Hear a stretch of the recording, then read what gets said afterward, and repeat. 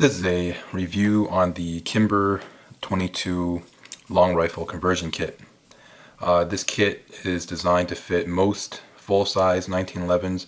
I don't know if it fits the officer size or the commander size, to be honest with you. I think it was just built for the full-size frame, the government model. Basically, when you buy the kit, it's going to come with your upper here, and it'll come with I think it only comes with one mag. I got this a while ago, so this is basically the entire kit.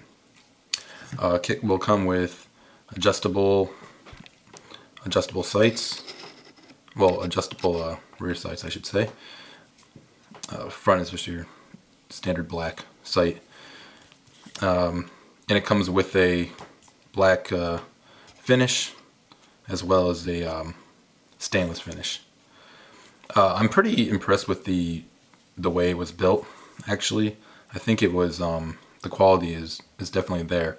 To my knowledge, Kimber makes the kit themselves. I don't think it's like a lot of companies when they have a 22 pistol come out, or version of their pistol come out. It's a lot of times it's made by Umarex or maybe some other brand. But I think Kimber, to the best of my knowledge, actually manufactures their own conversion kit. I kind of like that. I kind of like that the original company made it. This gun actually, you can actually get the Kimber 22, and I've held the Kimber 22. The slide, the upper, is the exact same. So the difference is that on the Kimber 22, the lower is aluminum, not like a stainless steel, such as this TLE. So overall fit and finish, very nice. And I'll just kind of show you how you put it on. Now, this particular Kimber has a full-length guide rod, so you can take it off a little bit easier. You can just slide this entire thing. You can just slide the entire thing off without doing your standard 1911 disassembly, which if you own a 1911, you're kind of familiar with that. But with the full-length guide rod, the entire thing can just slide off like that, which is nice, because then if you have a conversion kit, it makes the assembly process a lot faster. You would just simply take this and slide it right on, like so, and you just got to align your slide stop here again. I'm doing this through the camera, so it's a little bit harder, but that's basically it. So that's how you put it on, and as you can see, it's a very simple process. What I like about this conversion is, as you can see, I put in the I think this is a Smith & Alexander Magwell slash backstrap. I put the VZ grips on here, and I really like the way the trigger on the TLE is, and I like the extra weight that the rail provides. So what's kind of nice about the conversion kits is that you still get to keep all of that. Same trigger pull, the grips, and this backstrap, and whatever maybe you invested in some trigger work, right? You get to keep all that, right? I hear a lot of times people don't like to buy the conversion because they're kind of expensive, and for a little bit more, maybe for the same money, you can buy a 22 pistol, and that is true. But if you have a higher end 1911 that you've invested a lot of money in for accessories, trigger work, whatever the case is, you get to still maintain all the benefits of that particular 1911, but shoot it in the 22 caliber. So that's the reason why I actually prefer a conversion over the full pistol. And that is along with the fact that I felt the Kimber 22, and honestly, I don't really think it's worth the cost. The lower just felt kind of cheap. It didn't feel not nearly as solid as a steel lower. Now this particular kit, when you fire the last round, it does not lock back because it is made out of aluminum.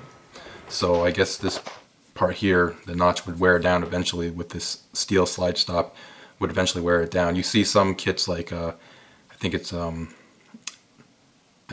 Advantage Arms, I think, does it for the Glock, and there's another one at ATI, I think it is, that makes a 1911 upper that has a steel insert here, so that does lock back, which is pretty cool. This is all aluminum, it doesn't have that, so this doesn't lock back.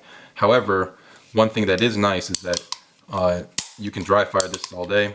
It says in the manual it's safe, and it's I don't really think I can demonstrate this, but if you look at the way it's designed, yeah, you guys are probably not going to be able to see this, but if you look at the way it's designed, the firing pin actually doesn't make contact at all with the breech, so that's why you can continue to do it. I've done it hundreds, if not thousands, of times, and there's absolutely no damage to it. So the reason that's nice is because if you have like a SIG 22 upper conversion kit or some other conversion kits, you can't dry fire on them. So when you get to the last round, well, let me say two things. You can't dry fire them, and they don't lock back on the last shot. So what happens is you get to the last round, maybe you were counting your rounds, maybe you weren't. You get to the last one and you pull that, and guess what? Now you've done some damage to the upper. The only way you can get around that for SIGs and maybe some other kits is you have to buy the block that actually goes. It's like a modified follower that will lock the slide back, but then the mag won't drop free. So it kind of comes with some caveats. This I like because you can just fire. It doesn't lock back, but you can just drop that last shot, and you don't have to worry about any damage to your pistol. As far as accuracy goes, it's been very accurate for me. I have not had. I was actually pretty impressed with it. I've not really had much variation in the accuracy depending on the ammo. I would say CCI Mini Mag definitely has been the most reliable and the most accurate, but I've also shot this very high velocity Agula. I probably pronounced that wrong. This is at 1700 FPS ammo, 22 ammo, and this performed very well in the gun. I've also shot what is it, Blazer Bulk Pack, and that was very shot excellent. This with CCI, it pretty much never jams. I would say out of I probably went through 2 bricks and not had one problem. I've gone through maybe a total of, I don't even know now, maybe like 6 bricks of this stuff. Never had a problem with CC. What is it? Blazer Bulk 22. I don't have a box of it, but you guys who shoot 22 are probably familiar with it. Maybe out of a brick, out of 500 rounds, maybe 4 have like an extraction problem. You know, that's it. 4 or 5 out of an entire brick, not a big deal. And with this stuff, it's all been very, very reliable. I think it tends to like stuff that's a little bit hotter. The only thing I had an issue with was the Remington Bulk Pack. That stuff, it will shoot it, but I had several rounds that it didn't extract, and it actually got stuck in here to the point where you had to take like a rod and get the casing out. So very unreliable, very inconsistent. This gun definitely did not like the Remington Bulk. So that's the only ammo it does not like, but a lot of guns don't like that. Everything else though, basically any other round nose. I heard the Remington actually it was not working because it was hollow point. I don't really know if that's true. I mean, that's generally known to be a pretty crappy 22 round, but with anything round nose that I've put through this, it's been almost 100%. Very, very reliable. And like I was saying before, accuracy and performance of this kit has just been excellent. I use it for rimfire steel match division, and performs excellent. And just for regular target practice, I've found, I mean, it's not going to be the tightest group at say 25 yards, but you can keep it within like a fist size group, which for a conversion kit, I think that's pretty good. And that's definitely good for if you're into 22 long rifle action shooting or steel shooting. That's plenty accurate because you usually don't shoot that far anyway. So I've found it to be an excellent performer for steel match, and a ton of fun and very acceptable accuracy just at the range. So it's a very cool way to get some extra trigger time with your 1911. I definitely highly recommend it.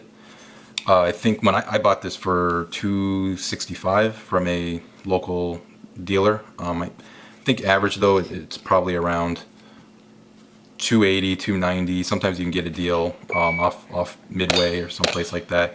In my opinion, it's definitely worth it. I've put countless breaks of ammo through this. It's held up amazing, still very reliable, still accurate, and as you can see, the assembly was extremely easy. It does only come with one mag. My recommendation, if you want more mags, I think this is a proprietary mag, so you do have to use this particular magazine. But I did get these on sale on Midway once for 19 bucks each, which is a pretty fair price for a magazine. Some places want like 30. I think that's kind of a ripoff. This is only a all plastic mag. It only holds 10. They were only designed to hold 10. I have modified one by cutting down this rod that holds the spring to hold 15, which is the New Jersey state legal limit. But check your local laws before you do that. I don't know if that's, if you cut this too far and then it holds more rounds than your state allows, now you've broken the law. And if you don't want to be in violation of the law, you pretty much have to throw that mag out. So I'm not saying go and just start modifying your mags, but all this inside is plastic, and I did get one to fit a few more rounds in to the New Jersey legal limit. So the mags, see, I bought these mags from Midway, and some of them actually have an issue going in all the way. You have to give it a very firm hit, and then they don't drop free. And then other ones, you don't have to do that. They just drop free automatically. This one in particular is one of those kind of problems. It works fine once it's in the gun, but that's one, I'd say that's one minor complaint. And some of the mags are a little inconsistent. The one that came with the kit was just perfect, drop free, functioned absolutely flawlessly, and inserted flawlessly. So just some of the extra mags I got had issues, but as far as the upper goes, it's been perfect. So yep, highly recommended. I suggest if you want to get some more trigger time behind your 1911, go for the Kimber conversion kit.